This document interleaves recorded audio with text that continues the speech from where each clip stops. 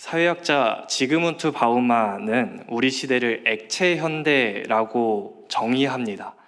우리 앞선 세대는 견고하고 또 예측 가능한 그런 고체의 시대였다면 오늘 우리가 살아가는 이 시대는 모든 것이 흐물거리며 시시각각 변하는 그런 액체의 시대라고 정의한 것입니다. 내 몸의 건강도, 단단할 줄 알았던 직장도, 또는 자녀의 미래도 고정되고 예측 가능한 게 하나도 없습니다. 모든 게 다 액체처럼 스르르 흘러내립니다. 이 시대 속에서 현대인들은 단단한 땅을 딛고 서 있는 것이 아니라 깊이를 알 수 없는 바다와 같은 그런 액체 속에서 끊임없이 허우적거리면서 살아갑니다. 잠시라도 쉴 수 있을 것 같으면 또 쉬면 바닥으로 또 가라앉을 것 같은 그런 액체 공포가 우리 현대인들에게 공포로 다가오고 있습니다. 문제는 우리가 이 흔들리는 바다 한가운데서 내 경험과 인간적인 힘으로 어떻게든 살아보겠다, 그러면서 악착같이 인생의 노를 저어간다라는 사실입니다. 그러나 예기치 않은 삶의 위기를 만날 때 내 지혜와 통제력으로 상황을 다시 고체처럼 단단하게 만들어 보려고 애쓰는데, 그렇게 노를 젓고 애쓸수록 우리에게 돌아오는 것은 극심한 피로감, 그리고 영적인 번아웃 또는 정체 모를 두려움 뿐입니다. 더 우리를 괴롭게 만드는 것은 이 고난의 밤이 우리의 생각보다 더 길어진다라는 것입니다. 처음 한두 번은 기도하며 건넜고, 이 고난이 길어지면 길어질수록 우리 입에서 이런 말이 튀어나오기 시작합니다. 하나님은 지금 어디 계시는가? 하나님은 왜 내 기도에 침묵하시는가? 사랑하는 성도 여러분, 오늘 우리가 읽은 이 마태복음 14장의 본문에 바로 그 액체처럼 흔들리는 인생의 바다 한가운데서 악착같이 노를 저으며 나아가고 있는 한 배를 보여주고 있습니다. 아무것도 할 수 없는 밤, 그 절망 속에서 사나운 풍랑을 통과하는 제자들에게 주님은 어떤 존재로 다가오고 있습니까? 오늘 말씀을 통하여서 액체 사회라 불리는 이 현대, 흔들리는 세상 위에서 가라앉지 않고 은혜 위를 걸어가는 영적 원리를 발견하는 저와 여러분이 되시길 소망합니다. 오늘 본문 22절은 아주 다급하고 강렬한 단어로 시작합니다. 예수님은 제자들에게 재촉하사 배를 타고 건너편으로 가게 하십니다. 여기서 재촉하다라는 단어는 아난카조라는 헬라어 단어인데요. 이 단어는 단순히 그냥 권유하는 수준이 아니라, 여기까지만 가봐라고 권유하는 수준이 아니라 강요하다, 억지로 떠밀어 넣다라는 매우 강력한 의미를 가지고 있습니다. 왜 주님은 사랑하는 제자들을 그 사나운 풍랑 속으로 억지로, 강제로 밀어 넣었을까요? 오늘 본문이 오병이어 사건 바로 직후의 사건입니다. 요한복음 6장에 보면 오병이어의 그 거대한 기적을 본 청중들이 예수님을 억지로 잡아 자신들의 정치적인 왕으로 세우려고 열광하기 시작합니다. 제자들 역시 그 세속적인 권력에, 그 헛된 성공의 열기 속에 휩싸여서 자신들의 마음이 크게 흔들리고 있습니다. 예수님은 그 제자들을 헛된 세상의 욕망과 그 착각에서 격리시키기 위하여 일부러 내 힘과 내 경험으로는 아무것도 할 수 없는 그 풍랑 속으로 떠밀어 내고 계신 것입니다. 그리고 제자들이 사투를 벌이던 이 시간을 본문에서 25절에서 밤사경이라고 기록합니다. 이 밤사경은 고대 유대인들의 시간 계산법을 따르면 새벽 3시에서 6시 정도를 가리키는데, 저녁 무렵 배를 탔던 제자들은 아마 한 6시간에서 9시간 정도는 배를 탔을 겁니다. 그 칠흑 같은 어둠 속에서 배를 6시간, 9시간 타면서 자신의 인내도, 체력도, 어쩌면 자신이 할 수 있었던 모든 경험치도 다 고갈됐던 그런 절망의 시각이 이 밤사경입니다. 당시 사람들에게 이 바다는 단순한 그냥 물의 장소가 아니라 악령이 거하는 곳, 또는 그 물에 빠져 죽은 익사자가 유령이 되어서 돌아다니는 곳이라는 고정관념이 있었습니다. 그래서 이 바로 칠흑 같은 어둠 속에서 제자들은 계속해서 두려워할 수밖에 없었던 것이죠. 그런데 그 어둠 속을 뚫고 예수님이 그 사나운 파도를 뚫고 제자들에게 찾아오십니다. 한번 이 장면을 우리가 영화의 한 장면처럼 한번 상상해 봤으면 좋겠습니다. 밤 사경이라 해도 뜨지 않아 있고 아주 어두운 배 위에 있는 그 바다 한가운데 있는 그 상황에서 예수님의 모습이 잘 안 보였을 겁니다. 아마 폭풍우가 쳤으니까 달빛도 가려 있어서 아무것도 보이지 않았을 거예요. 그럼 예수님을 제자들이 보는 것은 언제 볼 수 있었을까요? 제가 한번 상상을 해봤을 때 아마 번개가 치면 잠깐 보지 않았을까 싶습니다. 그럼 번개가 칠 때만 예수님이 보였다라고 생각하면 제자들 눈에는 한 물체가 걸어오는데 번개가 칠 때 잠깐 보였다가 다음 번개가 쳤더니 더 가까워져 있고 다음 번개가 쳤더니 더 가까워져 있고 우리가 흔히 보는 그런 공포 영화의 한 장면 같지 않습니까? 제자들은 이렇게 다가오는 것을 보고 이렇게 반응합니다. 본문 26절입니다. 제자들은 유령이다라고 소리를 지릅니다. 자신들이 가지고 있던 세상의 그런 고정관념, 인간적인 상식 프레임에 갇혀 있었기에 우리를 구원하려고 오는 그 예수님조차 자신을 죽이려고 오는 재앙, 세상에서 말하는 그런 유령, 그런 안 좋은 것으로 오해하게 되는 것입니다. 인생의 사나운 풍랑을 맞이할 때 우리도 똑같은 오류를 범하지 않습니까? 질병이 찾아왔으니 이제 내 인생은 끝났다. 우리 가정의 사업이 이제 기울었으니 이제 그냥 망했다. 자녀의 문이 막혔으니 내 기도는 이제 소용이 없다. 이러면서 내 인간적인 상식과 계산의 프레임에 갇혀서 주님의 다가오는 그 섭리조차 우리는 재앙으로 규정지어 버릴 때가 있습니다. 바로 그 제자들의 비명을 뚫고 예수님께서 강력한 음성으로 선포하십니다. 27절에 예수께서 즉시 이르시되 안심하라 나니 두려워하지 말라. 예수님은 두려워 떨던 제자들에게 안심하라 나다 라고 이렇게 선포하십니다. 예수님은 공포에 질려 비명을 지르던 그 제자들에게 풍랑을 내가 당장 잠잠하게 해주겠다 이렇게 안심시키는 게 아니라 대신 그들의 고정관념을 깨트리시며 안심하라 나다 라고 이렇게 선포하고 계신 것입니다. 스위스의 의사 폴 트루니에는 이렇게 지적합니다. 인간의 위기 속에서 하나님이 침묵하시는 것이 아니라 인간이 하나님의 초월적인 음성을 알아듣지 못하는 것이다. 우리가 인생의 밤 사경 속에서 바라봐야 할 진짜 대상은 내 경험이나 내 두려움이라는 고정관념이 아니라 풍랑과 혼돈을 발밑에 두고 걸어오시는 만유의 주권자 예수 그리스도이십니다. 사나운 풍랑 위에 서 계시는 그 주님의 임재를 바라보고 그 주님의 음성을 들을 때 우리 안에 있는 두려움과 오해는 떠나가고 저와 여러분의 심령 속에 세상이 줄 수 없는 하나님의 평안 그리고 다시 살아갈 소망이 임하게 될 줄 믿습니다. 29절에 베드로는 주님의 오라라는 단 한마디 말씀에 순종하여 평생을 의지해온 배를 박차고 물 위로 올라갑니다. 그런데 베드로가 물 위를 걸어갈 때 바깥의 사나운 바람과 파도는 어떻게 되었을까요? 우리 본문 30절을 보시면 바람이 세게 부는 것을 보고 무서워 빠져가는지라 라고 되어 있습니다. 마태복음에서 베드로가 물 위를 걷던 바로 그 순간에도 바람이 세게 불고 있었다라고 말하고 있습니다. 바람이 멈추고 바다가 잠잠해진 것은 베드로가 빠졌다가 예수님의 손에 끌려서 배에 올라탄 이후에 바다가 잠잠해졌습니다.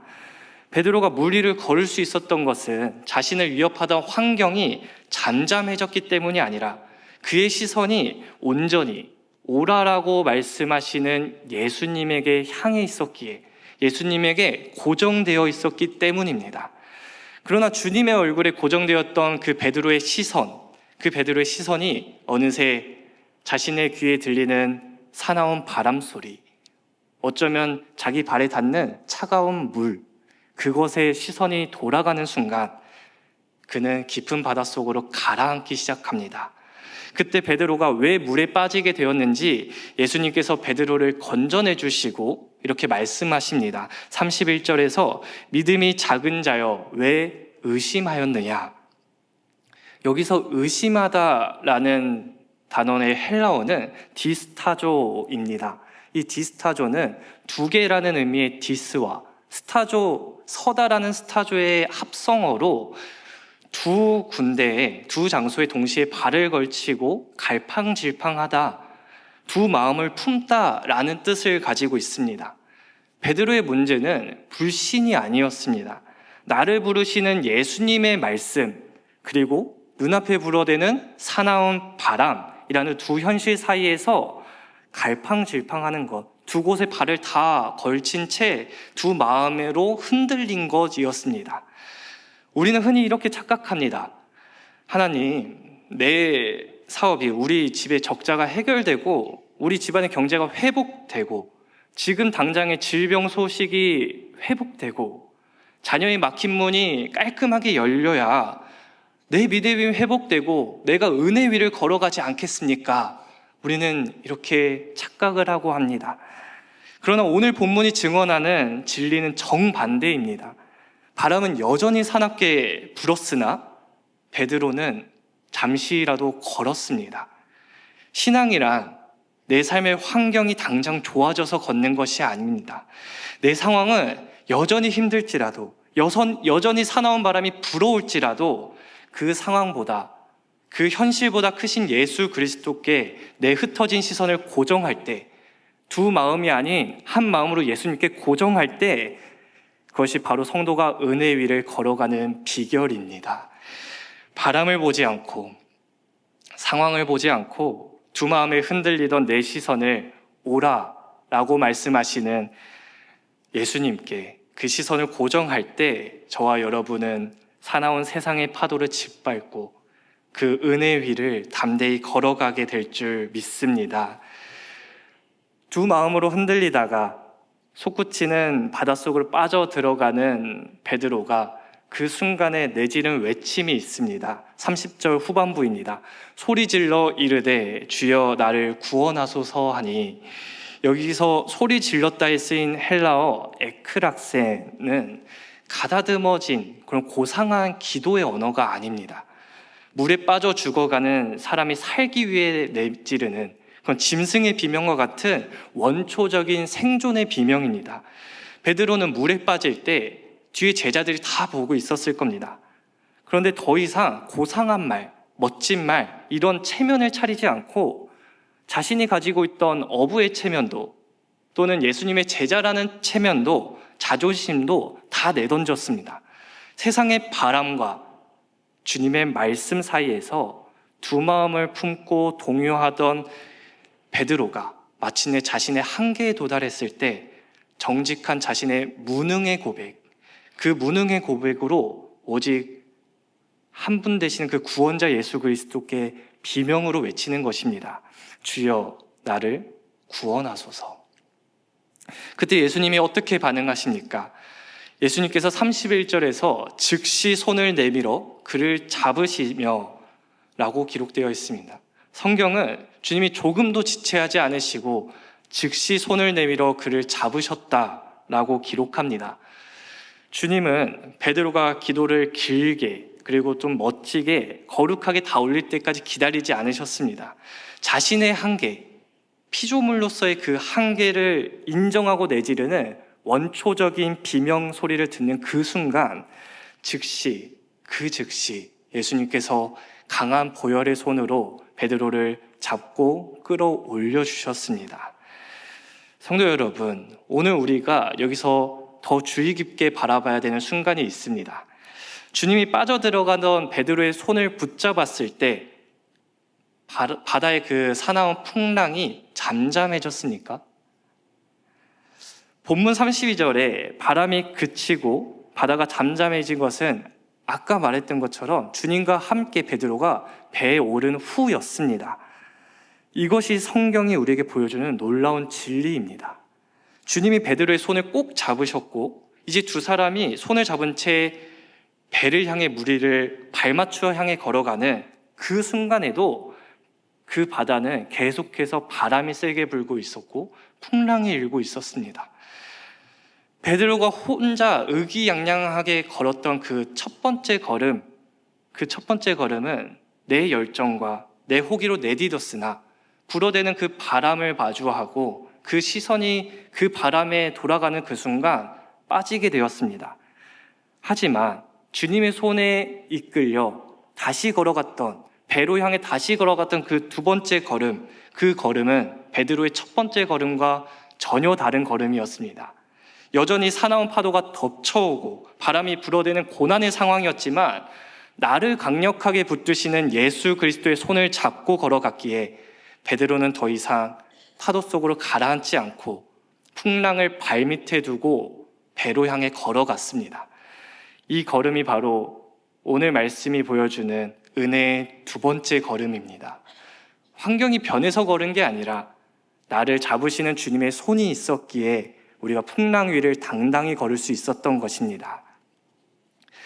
사랑하는 성도 여러분, 베드로가 혼자 의기양양하게 내디뎠다가 두 마음으로 동요하여 의심하여 빠져버린 그 첫 번째 걸음은 성도가 의지해야 되는 걸음은 아니었습니다.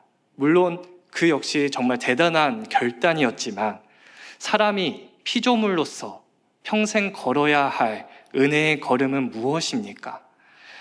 주님의 말씀에 순종하여 첫 발을 내디뎠으나 사나운 바람에 두 마음이 동요하여 가라앉았던 첫 번째 걸음은 우리에게도 계속해서 일어날 수 있습니다. 우리가 오직 나의 결단, 나의 그 순종의 의지만으로 계속 걸어갈 수 없음을 깨닫고 주님께 주여 나를 구원하소서 이렇게 부르짖을 때에 나를 잡으시는 주님의 손을 꼭 잡고 발맞추어 걸어가는 바로 그 두 번째 걸음, 배를 향해 걸어갔던 그 두 번째 걸음이야말로 우리 인간이 또 성도로서 평생 걸어야 할 은혜의 걸음입니다.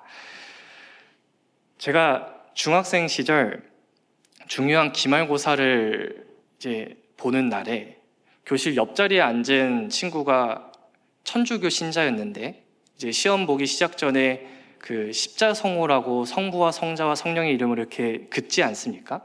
그거를 하면서 기도하는 모습을 보면서 제가 철없이 우리는 왜 이렇게 근사한 게 없을까라는 생각을 한 적이 있습니다. 뭔가 불안한 마음에 그런 걸 하면 뭔가 마음이 안정이 될 것 같고 좀 진정이 될 것 같다라는 생각을 좀 한 적이 있습니다. 그러나 오늘 말씀 앞에 섰을 때 피조물로서 올려드리는 기도의 진짜 본질을 보여주십니다.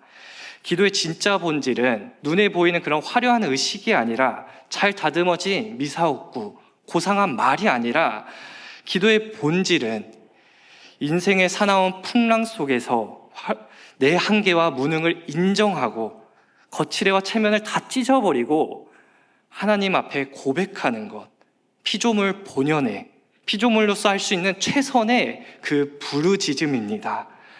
사랑하는 성도 여러분, 혹시 오랜 신앙생활 속에 여러분의 기도는 신앙적인 체면, 가식에 갇혀 있지는 않습니까? 내가 교회에서 직분자인데, 내가 예수를 믿은 지가 수십 년인데 어떻게 사람들 앞에서 내 약함을 드러내고 소리 지르며 부르짖을 수 있겠냐며, 또는 고상하게 기도하는 척, 아무 문제 없는 척 신앙의 체면을 차리느라 영혼이 속으로 썩어 들어가고 있지는 않습니까? 오늘 이 기도의 자리에서 남들의 시선, 그리고 신앙적인 자존심, 가식적인 체면을 십자가 앞에 완전히 깨트려 버리십시오. 그리고 내 힘으로 했던 그 한계를 인정하고 내 인생의 유일한 구원자 되시는 예수 그리스도를 향해 부르짖으십시오. 우리가 주여 나를 구원하소서 이렇게 부르짖을 때 십자가에서 나를 구원하기 위해 두 손이 못 박힌 그 예수 그리스도께서 그 손으로 저와 여러분을 강하게 지어주실 줄을 믿습니다. 주님이 잡으시면 가라앉지 않습니다. 주님이 잡으시면 인생의 그 폭풍, 어떤 폭풍우도 우리를 삼킬 수가 없습니다. 성도가 걸어야 할 참된 삶은 내 의지로 당당하게 걷는 그 첫 번째 걸음에서 끝나는 것이 아닙니다. 간절한 외침을 통해 나를 잡아주시는 예수 그리스도, 그 예수 그리스도의 손을 잡고 그분의 은혜에 이끌려 파도 위를 걸어가는, 거친 바람을 뚫고 함께 걸어가는 이 두 번째 걸음이 바로 저와 여러분이 걸어야 할 은혜 위의 걸음입니다. 오늘 내 한계를 인정하며 주여 나를 구원하소서 이렇게 부르짖으시길 바랍니다.